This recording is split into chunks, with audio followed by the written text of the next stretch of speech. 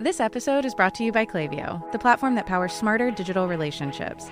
With Klaviyo, you can activate all your customer data in real time, connect seamlessly with your customers across all channels, guide your marketing strategy with AI-powered insights, recommendations, and automated assistance, deliver experiences that feel individually designed at scale, and grow your business faster. Power smarter digital relationships with Klaviyo. Learn more at klaviyo.com/Spotify. That's KLAVIYO.com/Spotify. It goes without saying that the popular business television show Shark Tank is a fun and educational way to see how investors think. Well, our sponsor, the Another Bite podcast, is here each week to delve deeper into Shark Tank episodes, helping entrepreneurs like you by offering their own unique thoughts, spin-off companies, critiques, and even talking with some of the folks who pitched to the sharks and live to tell the tale. From squatty potties to mensch on a bench, and even that weird golf club you use as a toilet, which has definitely been my favorite episode so far. I do highly recommend that one. Another Bite takes a fresh look at some of your favorite episodes and answers what these entrepreneurs are up to now. It's an amazing show for getting a more in-depth look at how businesses are built. And no matter where you are in your journey of work or business ownership, you can be sure you'll walk away with a fresh perspective. So listen to Another Bite, brought to you by the HubSpot Podcast Network, wherever you get your podcasts. This is Optimal Work Daily, episode 1142, Be a Productivity Role Model, by Laura Stack of theproductivitypro.com. And I'm Dan, I'm your personal narrator, with you every single day, including weekends and holidays. And today I'll keep this intro nice and short for you, so we're going to get right to it and optimize your life. Be a Productivity Role Model, by Laura Stack of theproductivitypro.com. Have you ever taken an honest look at how you are perceived around the office? Your behavior, attitude, and reputation play a huge role in how you interact with coworkers and subordinates. Others may listen to you because of your job title, but if that's the only reason, you have a serious problem on your hands. I'm not talking about superficial issues like dressing well or keeping a tidy office. It goes deeper than that, to your attitude towards work and your attitude towards personal productivity. Do you have a reputation of exceptional organization, follow-up, and time management? Or do people dread sending you an email because they know there's a slim chance that they'll ever hear back? Is your desk a black hole where papers and requests go in but never come out? Does it take you 30 minutes to find something that you would expect someone else to find in 30 seconds? The bottom line is that to be an effective leader and coworker, you need to be a good role model that others will choose to emulate. Your employees and coworkers might pay attention to what you say, but they'll always pay attention to what you do. You're a role model, good or bad, through your image. Take a personal inventory of how others see you in the workplace. Your goal is to identify and correct your own personal productivity demons. Need help getting started? Begin by asking yourself these questions. Are you the bottleneck? The only thing worse than the person at the office who seems to do nothing is the person who tries to do everything. Say it with me, folks. I can't do it all. The sooner you come to terms with that troublesome fact, the better off you'll be. In pursuit of being the undisputed office superstar, you may in fact be buried. The more you try to do everything, the less able you are to do anything. Sure, the business world can be demanding, but 9 times out of 10, helplessly buried office workers put themselves in the overworked situation they're in. As a leader and as a human being, you need to understand how to prioritize, which means understanding how to say no. If you constantly accept additional responsibilities without being able to keep up with what you've already committed to, you will eventually be unable to devote proper attention to any one of your many duties. If you think that being overextended and perpetually frazzled sounds bad, imagine reporting to someone in that situation. Being spread too thin generally leads to missed deadlines, poor response times, and a constant source of unnecessary stress. Do your subordinates, coworkers, and yourself a favor. Keep your priorities focused and your schedule realistic. You need to be able to work as hard for your people as they do for you. If it takes you days to respond to a voicemail or weeks to review a proposal, you aren't setting others up for success. Don't be the bottleneck. Do you micromanage? You have a staff at your disposal, so why are you still doing everything yourself?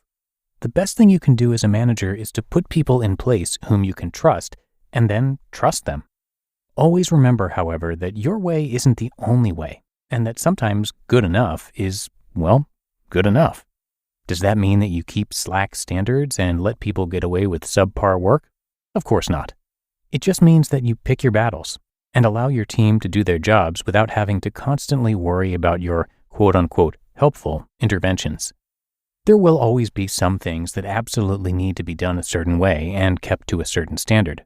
Those are the tasks and priorities that you should keep a close watch on to ensure that they are completed properly. But what about the others?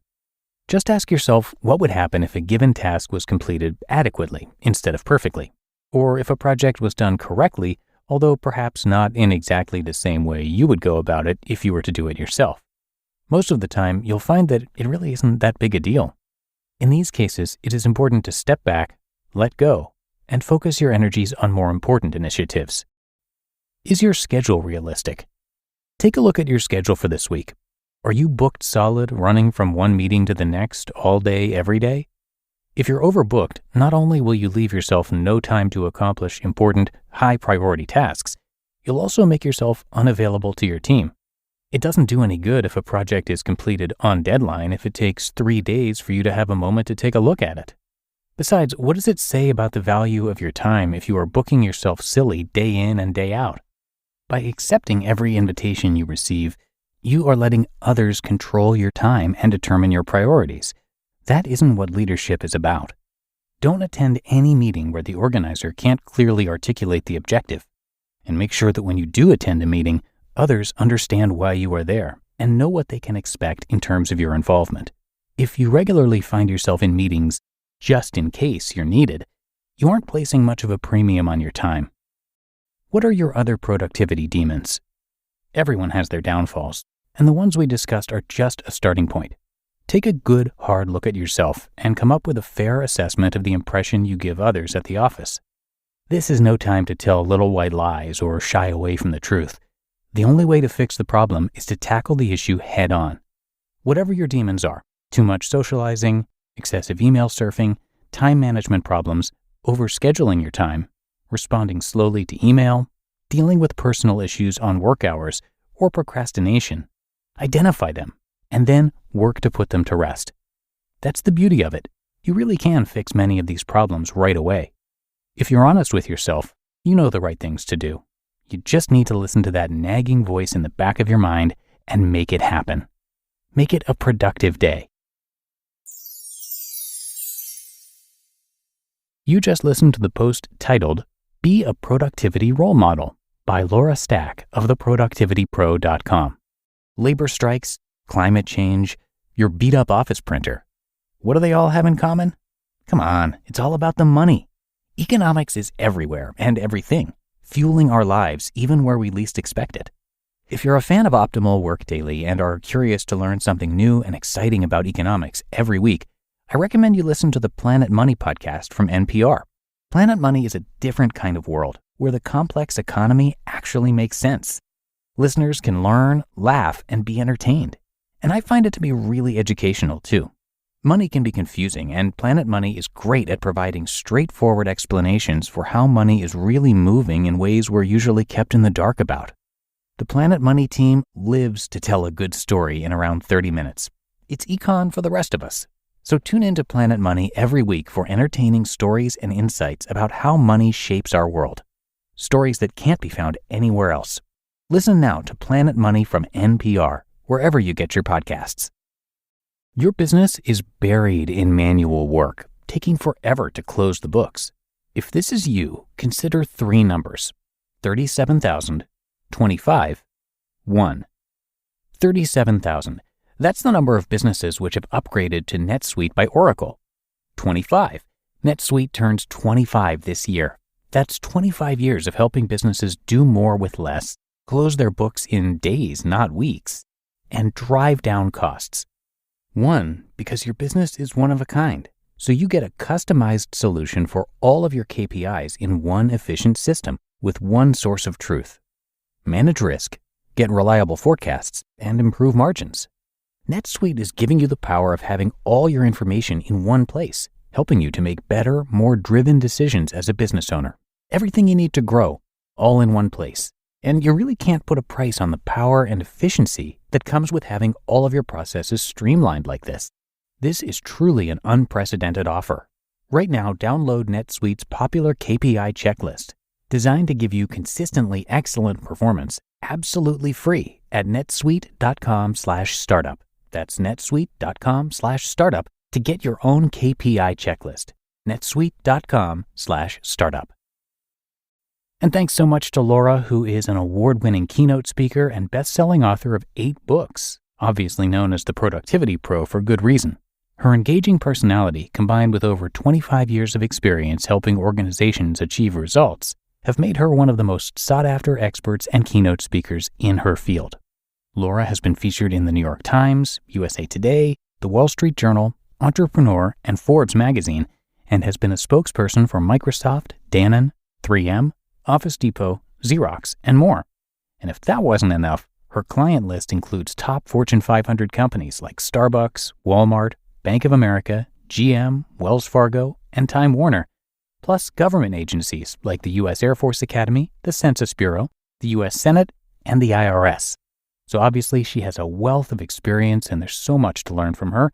And you can check out theproductivitypro.com for so much more. She's got her videos, books, store, newsletter, and blog all there on that one site. Again, that's theproductivitypro.com. And that's going to do it for today. I thank you so much for being a subscriber or follower of the show and sharing it with others when you get a chance, because that really goes a long way to help keep this podcast going. So have a great rest of your day, and I'll see you right back here tomorrow. And that is where your optimal life awaits.